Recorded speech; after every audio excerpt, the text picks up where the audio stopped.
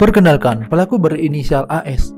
Saat kejadian di tahun 2013, dia berusia 17 tahun. AS ini adalah seorang pemuda asal Cikalong, Kabupaten Tasikmalaya, Jawa Barat. AS berasal dari keluarga sederhana di Tasikmalaya. Dia dikenal sebagai pemuda yang pendiam dan cenderung menyendiri. Biasanya orang kayak gini sulit diajak bicara karena susah untuk berkomunikasi. Kalau bahasa anak sekarang itu bisa disebut anak introvert lah.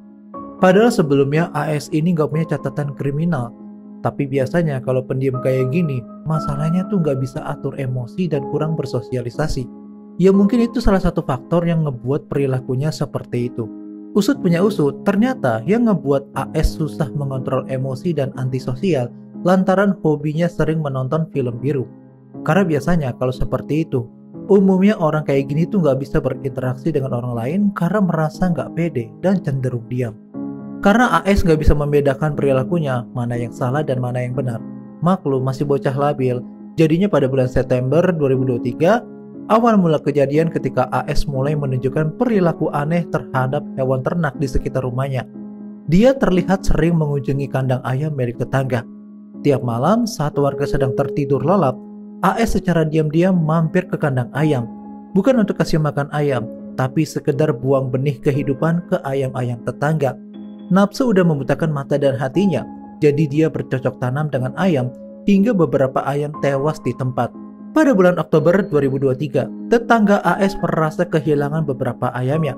Namun pemilik ayam awalnya gak curiga.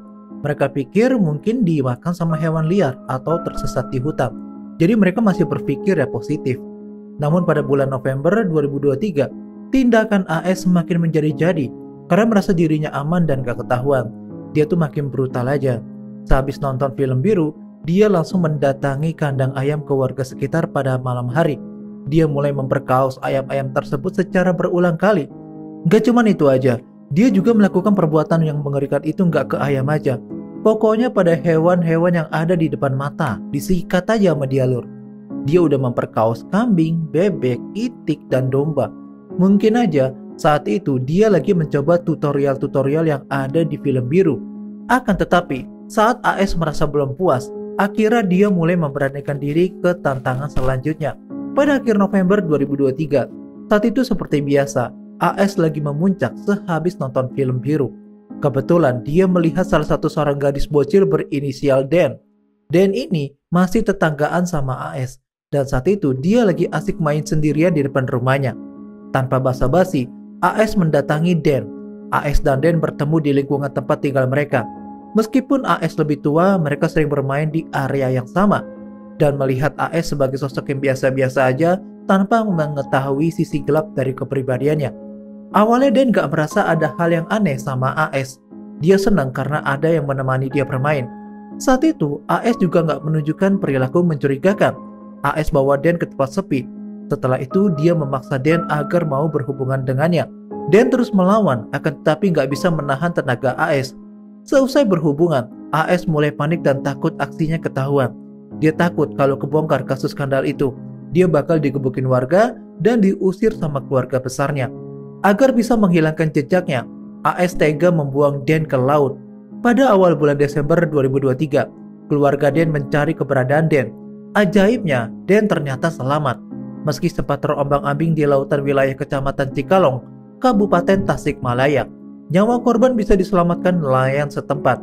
Akibat peristiwa itu, pada tanggal 10 Desember 2023, keluarga Dan melaporkan kejadian ini kepada pihak berwenang setelah menemukan bukti bahwa bocil mereka telah menjadi korban. Mereka langsung lapor ke Polsek Cikalong. Setelah menerima informasi, polisi segera melakukan penyelidikan. Pada tanggal 12 Desember 2023, pihak kepolisian melakukan penyelidikan dan menangkap AS setelah mendapatkan kesaksian dari beberapa saksi mata di sekitar lokasi kejadian. Kasus ini terungkap setelah laporan dari keluarga Dan kepada pihak berwenang. Proses penyelidikan dilakukan dengan cepat, mengingat sifat serius dari tuduhan tersebut. Polisi berhasil mengumpulkan bukti-bukti yang cukup untuk menahan AS. Selama proses penyelidikan, terungkap juga bahwa AS telah melakukan tindakan serupa terhadap ratusan ayam ternak milik tetangga lainnya, sehingga menambah beratnya tuduhan terhadapnya. Bisa dibilang AS ini mengidap penyakit zoofilia. Maksudnya penyakit ini adalah ketertarikan begituan sama seseorang dan juga terhadap hewan. Jadi nggak hanya suka aja sama manusia, akan tetapi juga suka sama hewan. Pada tanggal 19 Desember 2023, sidang berlangsung di Pengadilan Negeri Tasikmalaya, Jawa Barat. Setelah melalui proses hukum yang panjang, hakim akhirnya menjatuhkan hukuman kepada AS. Berdasarkan hasil penyelidikan, AS terbukti udah memperkaos bocil, 300 ekor ayam, 150 ekor bebek dan itik, serta domba dan kambing. Dia bersalah karena telah memperkaos bocil dan percobaan penghabisan nyawa serta memperkaos ayam-ayam milik warga yang udah mati. Akibat perbuatannya, AS dijatuhi hukuman penjara selama 8 tahun penjara dan denda 60 juta rupiah sebagai ganti rugi kepada korban dan pemilik ayam ternak. AS kini menjalani hukuman di Lapas Tasikmalaya, Jawa Barat, di mana dia sering terlihat menyendiri dan merasa bingung mengenai masa depannya setelah menjalani hukuman ini. Dia mengungkapkan kekhawatirannya bahwa keluarganya mungkin gak akan menerimanya kembali setelah bebas dari penjara.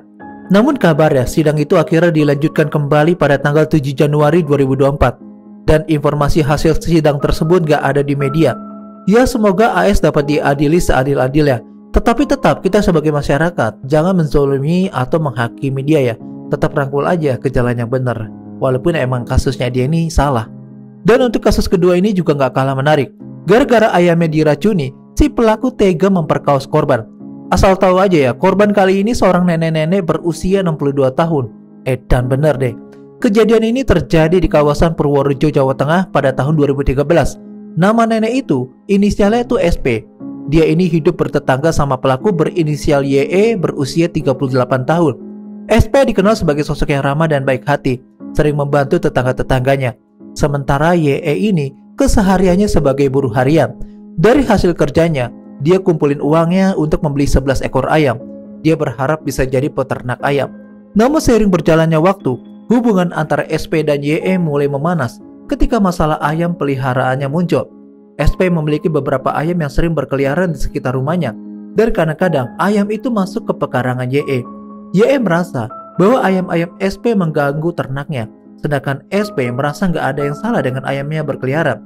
Ketegangan antara SP dan YE mencapai puncaknya pada awal Maret 2019. Pada saat itu, YE mendapati bahwa 11 ekor ayam peliharanya mati secara misterius. Dia menuduh SP telah meracuni ayam-ayamnya.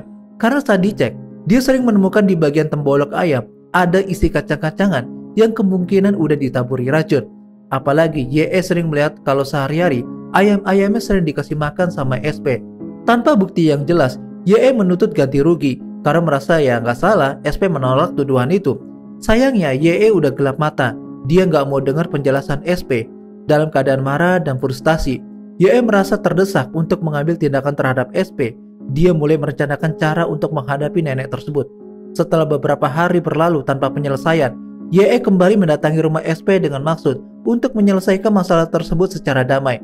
Namun suasana semakin tegang ketika mereka kembali berdebat. Dalam keadaan marah, YE mengajak SP untuk menyelesaikan masalah dengan cara yang lebih intim. YE mendorong tubuh renta SP dengan brutal. YE melampiaskan nafsu bejatnya. Seusai bercocok tanam, dia pulang ke rumah, sedangkan SP hanya bisa diam.